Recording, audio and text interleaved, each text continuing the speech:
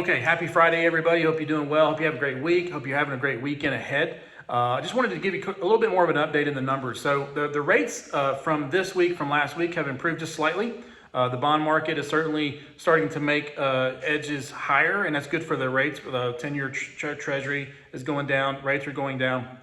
Not quite as significantly or fast as we'd like. Certainly, we feel like the worst rates are behind us. Now, next week, the Feds are meeting again on Wednesday, and we are expecting them to raise their Fed funds another 25 basis points again.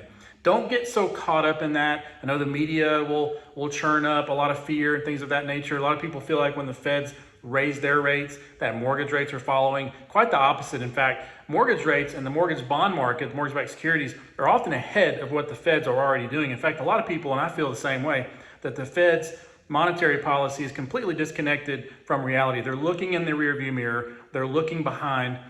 Inflation is getting better. PCE came out today, showed slightly better figures. We feel like May 10th, in fact, when that report, CPI report, comes out, we're going to see even better numbers, and more forward forecasting is going to show that the inflation is getting much better.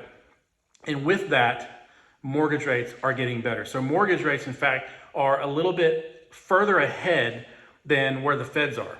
The lag effect, in other words, when the Feds begin to change their monetary policy, sometimes it can take 4, 6, or 9 months longer for whatever they're doing, for the purpose of what they're doing, to take an effect. And so we're seeing that already, and we're starting to see some of that apply to mortgage rates. So we do feel like mortgage rates are going to continue to get better. Watch May 10th. May 10th going forward, we really feel like there's going to be a pivot into a really good direction. So we really feel good about rates where they're at right now. So what I've posted here today is just, a sample of rates, what we're seeing from a lot of our investors today. And I just wanted to, share that with you, a little bit more deeper dive into what we're seeing right now. Now, LLPA, everybody's talking about loan level pricing adjustments.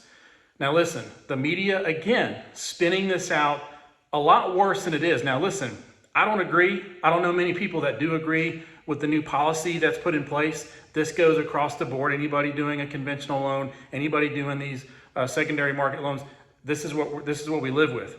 Loan level pricing adjustments have always been the case. So let me just I'm going to put the heat map in the text message. You'll see it there. But the reality is that when you are still better off putting more money down and having a higher credit score. The thing is, it's not like they're completely just going to penalize those people and give all the discounts to the lower credit scores and the lower down payment.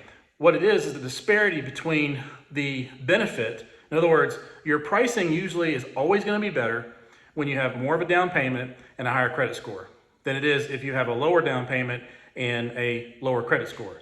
Now, basically, the difference between the two is just getting shorter. It's just getting a little bit closer. So that's really what's at play here. And so to supplement some of the credits and some of the benefits that they're giving some of the lower credit scores, they are adjusting a little bit higher than what they normally have for the better credit scores. Don't like that, but that's just the reality. But it's not as if you're worse off having a lower credit score. So the heat map will give you some indication. Now the heat map doesn't show, those aren't interest rate adjustments. Those are basically the cost of the interest rate. So don't get so hung up on that. Just get hung up on the fact that these are the new adjustments from where they are today.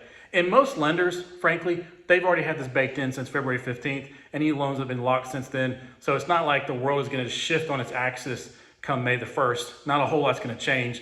And most people just simply won't notice the difference. But if you get, people that are coming and they're buying a house, or they're worried about what they hear on the internet or TV, just explain to them and let them talk to us or a mortgage professional, and we can explain a little bit more about how the LLPAs will affect them, or if they will at all. So you guys have a great weekend. Holler at me anytime you got me, day or night, and looking forward to a great season ahead, and we'll talk soon.